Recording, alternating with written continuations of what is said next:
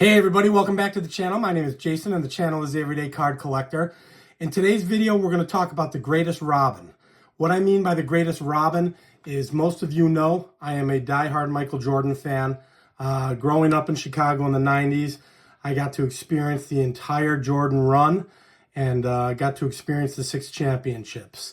A lot of times, this player, the greatest Robin ever, gets kind of pushed behind the scenes, if you will, and that's Scottie Pippen.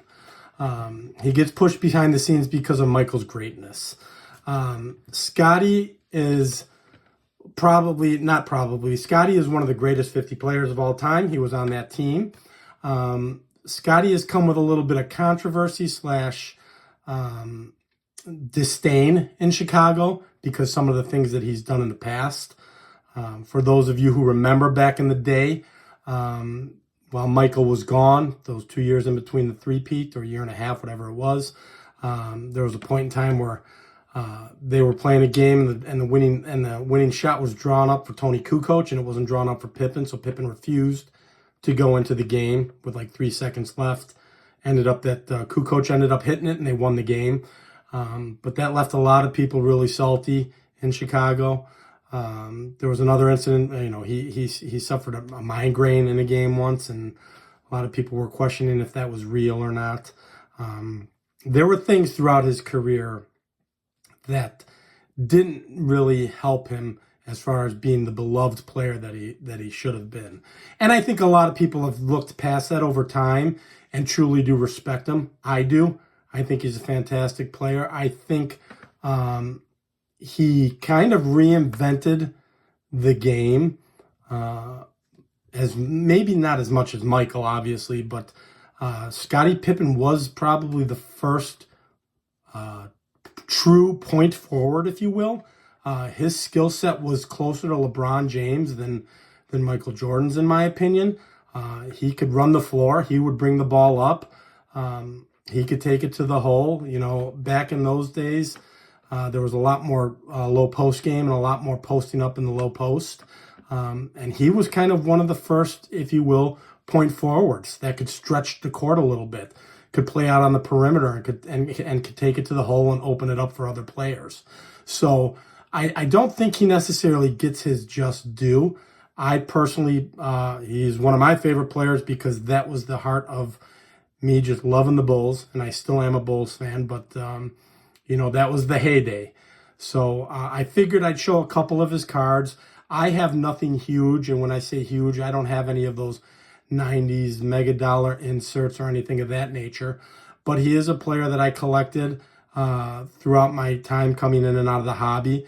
And even now, if I see a card of his that I enjoy, I pick it up because they come fairly inexpensive. So I thought this video would be nice to give him a little justice, show some of his cards, and enjoy, the greatest Robin of all time. And if you disagree with that, if you know of a second player who might have held more significance in any sport, comment below. I'd be interested to see that. But in my opinion, from where I grew up and how I stand, I think he was the greatest second fiddle / Robin in the history of basketball and possibly sports.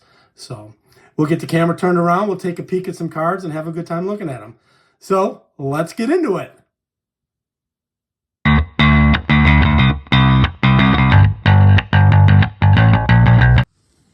All right, guys, so as I mentioned, I do collect Scottie Pippen.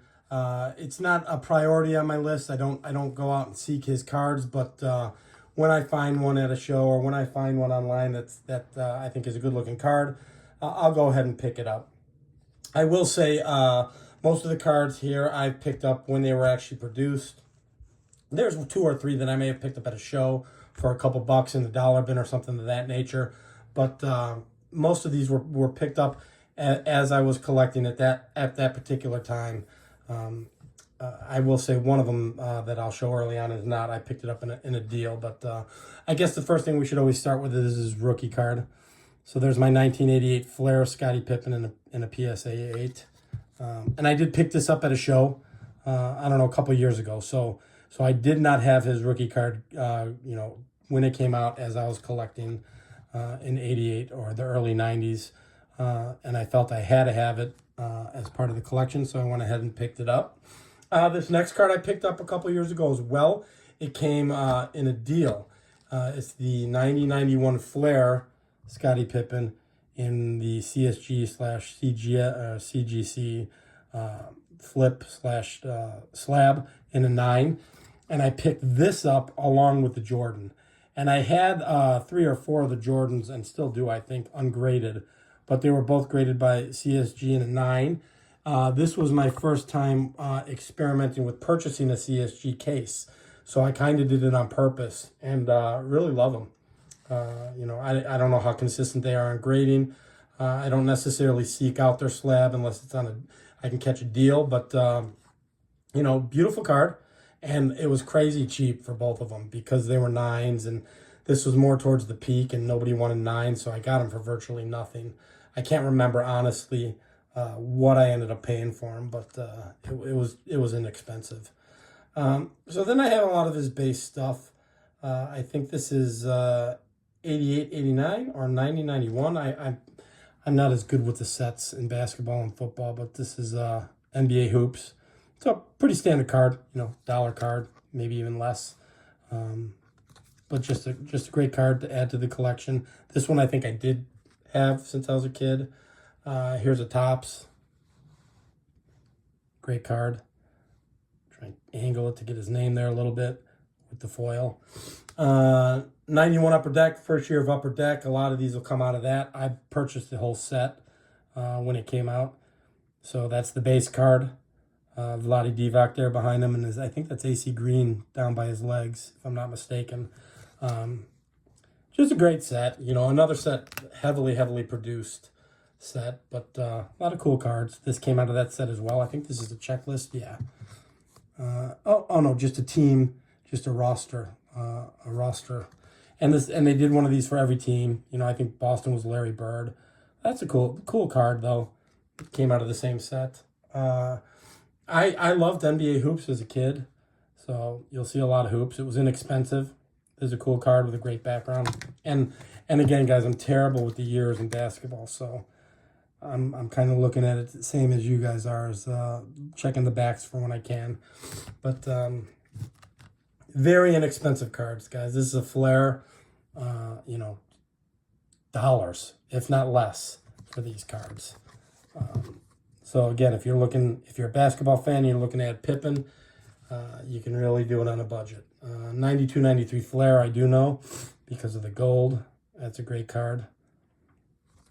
I don't know who that is behind him. Someone with the Bucks, but I can't see who. Flair Ultra. I like some of the script, the cursive. I think that's cool. So, beautiful card. I'm trying to see who these other players are. It looks like that other player, and you guys can correct me if I'm wrong. I think that's Tim Hardaway. I'm almost certain that's Tim Hardaway. Killer crossover. Some more NBA hoops. There's him and Magic. That's a pretty cool card. The 91 Upper Deck's got the Magic Michael card. Actually, I never even really noticed that on this card. That's pretty cool. Magic defending him. I'm assuming that's the 91 NBA Finals. So, very cool. This one I picked up at a show in a dollar box or something like that, just because, again, I shouldn't say that. This isn't baseball. So, there's a mosaic, him in an Olympic jersey. I was about ready to say it's non-licensed, but it was licensed for basketball. Again, hoops going through the 91, so they're going through the 91 championship. So that's James Worthy on them, which is very cool. If you're a basketball fan, it's cool to see these guys defending each other. Another mosaic I picked up probably in a dollar box. Just a good-looking card.